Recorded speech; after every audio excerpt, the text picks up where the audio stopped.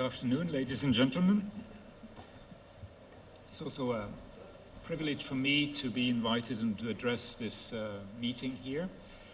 I will speak also from a national perspective of Switzerland, but maybe I may also tell you that I had the privilege last year to be member of the expert team by the International Energy Agency, which reviewed the energy policy of India, and the report was presented just a few weeks ago.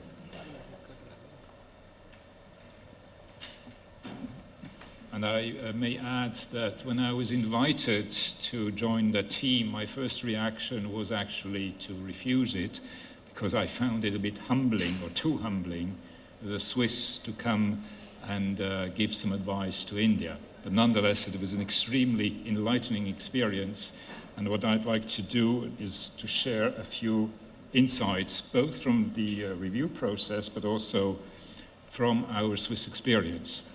Now, Switzerland also decided after Fukushima to phase out nuclear power, not in the same way as Germany.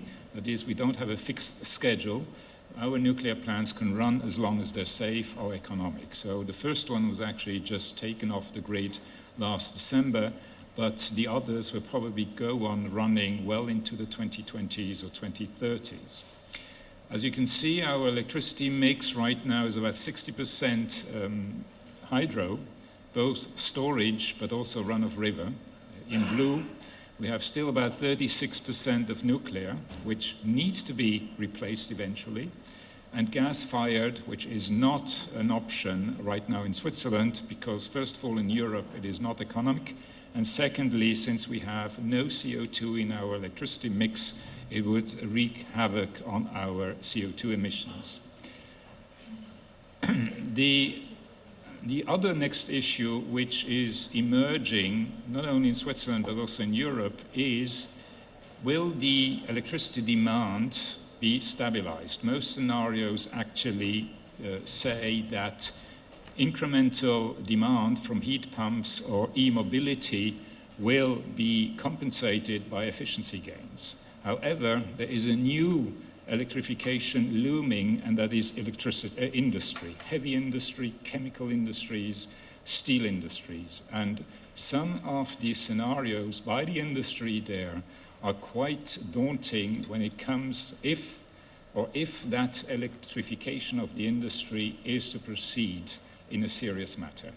Switzerland, under the Paris Agreement, has committed to reduce 50% of its greenhouse emissions by 2030. Now, since we have a rather limited domestic potential, 20% of that reduction can happen abroad. As Mrs. Falkengrose just pointed, the importance of sector coupling is emerging very rapidly, and that may be just one point that to be taken into consideration. India, with all respect, and with the electrification of the rollout, deployment of electricity, renewables in electricity, maybe you should, or India, you should start considering the aspects of sector coupling rather early than late. And lastly, we have also a net zero emissions target for 2050. But here again, we've done the very first scenarios, and they show that there will still be at least 15 to 20% of emissions that are incompressible, that need to be compensated either through afforestation, sinks, or other means. Now, my next point is about flexibility, as Mrs. Falkengrose has pointed out. You also know, and that's also the case in India, that daily load curves are actually evolving through the day. On the left-hand side, you do see Switzerland there, 4 typical days. So, and you do see, of course, the morning and the evening curves with the ramping up. One advantage of Switzerland is, of course, our hydro, which provides firm capacity, but there's also seasonally fluctuating and pump storage. On the right-hand side, you see the European cross-border trade. And probably one can liken the whole of Europe to India, India now having an integrated grid. And exchanges between European countries, as you see with these arrows, but also within India, is a flexibility element which is extremely important. These are two examples, a little bit derived from what Mrs. Falkengrose has shown earlier. What you do see is two real days last year. What you see on the left-hand side, on 7th of March 2019, is the production, renewables production in Germany, with almost 50 gigawatts of wind and solar. A lot of that was a part of that generation was exported, not only to Switzerland, but also to other neighboring countries of Germany. You do see on the middle row the exports to Switzerland. And then, okay, hardly visible, unfortunately, here is you do see what Switzerland did with those imports. That is, part of it was used for pumping hydro, something which is also now being increasingly considered in India. On another day, a so-called dark doldrums day in Germany, where with hardly any wind and solar, you can see that Switzerland, with its hydro, part of it had been pumped earlier, was actually re-exporting and balancing out the grid in Europe and in Germany. And lastly, maybe a few more thoughts is large hydropower, and that is both the case in Europe, but also in India, has a role to play as firm capacity.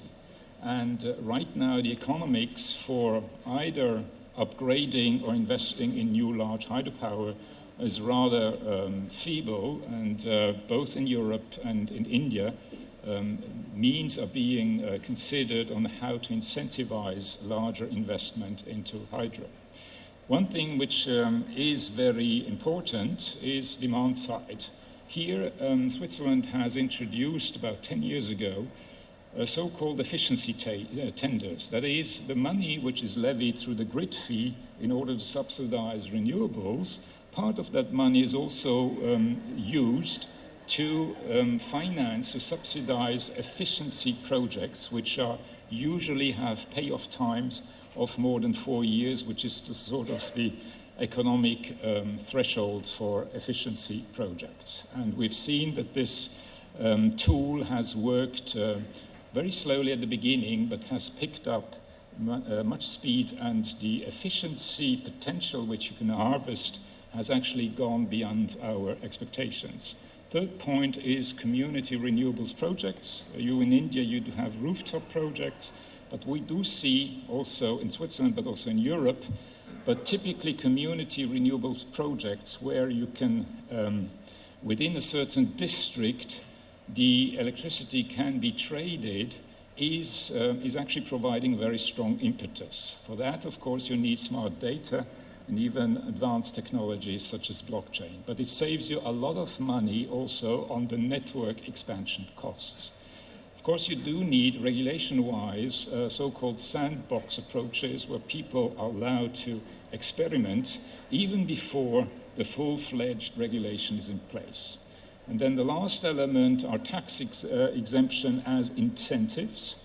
I do know in Switzerland we have two things. It's mostly a CO2 tax, which is not yet here in India. You have a coal cess, but you have already instruments like PAT, which is a trade system. What we have here is basically that a tax can be used as a lever, as an incentive for to trigger certain efficiency measures or CO2 abatement measures. Also, we have a tax on heavy-duty vehicles, and simply the waiver from that tax is triggering a privately run, it's actually the largest hydrogen truck fleet in the world, which is now being deployed only by private players, and the exemption from the vehicles tax is enough to make that project economic. Thank you very much.